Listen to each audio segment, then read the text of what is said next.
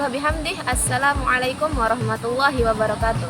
Perkenalkan, nama saya Hairunisa dengan NIM 250101161 dari kelas 2F. Program Studi Pendidikan Agama Islam, Fakultas Tarbiyah dan Keguruan Universitas Islam Negeri Mataram. Baik, pada video kali ini saya akan menyampaikan materi mengenai pola pembaharuan pendidikan Islam, yang dimana ini merupakan tugas akhir pada mata kuliah Sejarah Pendidikan Islam dengan dosen pengampu Bapak Fatur Rahman MAG. Baik, sebelum kita membahas pola-pola pendidikan Islam, kita harus tahu dulu nih, apa sih pengertian dari pembaharuan dalam Islam itu? Dalam Islam, pembaharuan dikenal dengan istilah tajdid, yang berarti mengembalikan atau memperbaharui sesuatu kepada keadaan yang lebih baik. Pembaharuan pendidikan Islam merupakan usaha untuk mengembangkan sistem pendidikan Islam agar sesuai dengan perkembangan zaman tanpa meninggalkan ajaran Islam yang bersumber dari Al-Quran dan hadis. Perlu dipahami bahwa pembaharuan bukan berarti mengubah ajaran Islam. Yang diperbarui ialah metode, sistem, dan cara penyampaian pendidikan agar sesuai dengan kebutuhan masyarakat dan lebih efektif. Dengan adanya pembaharuan, pendidikan Islam diharapkan mampu mencetak generasi yang tidak hanya memahami ilmu agama, namun juga mampu menghadapi perkembangan ilmu pengetahuan dan teknologi. Jadi, pembaharuan memiliki beberapa faktor pendorong. Yang pertama adalah kemunduran umat Islam dalam bidang pendidikan. Pada masa tertentu, umat Islam mengalami ketertinggalan dalam bidang pendidikan, sains, dan teknologi. Oleh karena itu, para tokoh Islam melakukan pembaharuan agar umat Islam dapat kembali maju dan berkembang. Faktor yang kedua adalah pengaruh pendidikan Barat modern. Pada saat itu, pendidikan Barat dianggap lebih maju karena sudah memiliki kurikulum yang jelas, terus sistem yang teratur, dan metode pembelajaran yang lebih modern.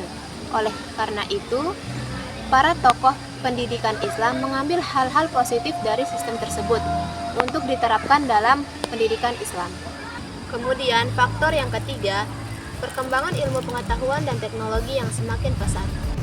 Perkembangan zaman ini menuntut manusia untuk memiliki berbagai keterampilan dan pengetahuan baru.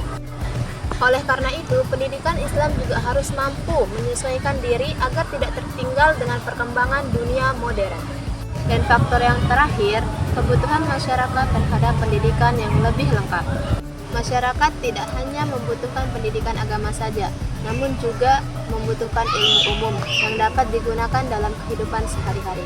Oleh sebab itu, pendidikan Islam diperbaharui untuk dapat memenuhi kebutuhan tersebut.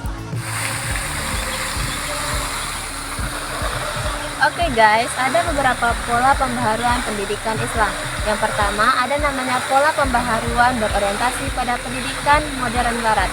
Yang maksudnya di sini, umat Islam mulai menggunakan cara-cara orang Barat yang dianggap lebih maju, seperti adanya kurikulum, pembagian kelas, dan metode belajar yang teratur.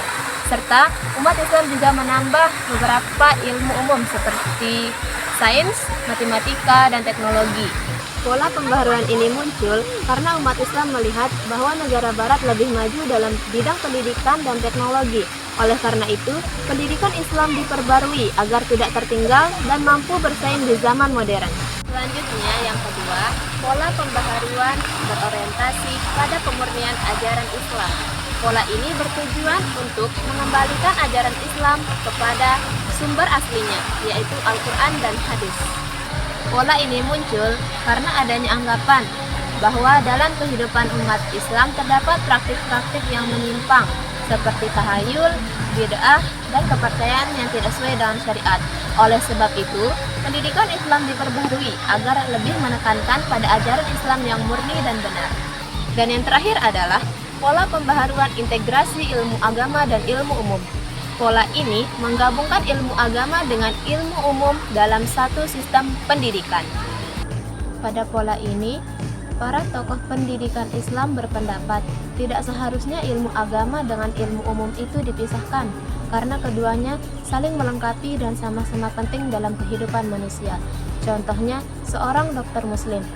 Seorang dokter tidak hanya membutuhkan ilmu tentang kedokteran saja, namun juga membutuhkan nilai-nilai agama sebagai pedoman dalam menjalankan profesinya. Begitu pula seorang guru, pengusaha, ataupun seorang pemimpin. Mereka memerlukan ilmu umum sekaligus juga memerlukan pemahaman agama yang baik. Oleh karena itu, pola ini bertujuan untuk menciptakan generasi yang mampu menyeimbangkan atau memiliki keseimbangan antara kecerdasan intelektual dengan kecerdasan spiritual. Pola ini muncul karena sebelumnya pendidikan Islam sering memisahkan antara ilmu agama dengan ilmu umum, padahal keduanya sama-sama penting dan berasal dari Allah Subhanahu wa Ta'ala. Oleh karena itu, pendidikan Islam diperbaharui agar umat Islam dapat menguasai ilmu pengetahuan modern tanpa meninggalkan nilai-nilai agama, agar umat Islam memiliki pengetahuan yang luas, dapat mengikuti perkembangan zaman tanpa meninggalkan nilai-nilai ajaran Islam.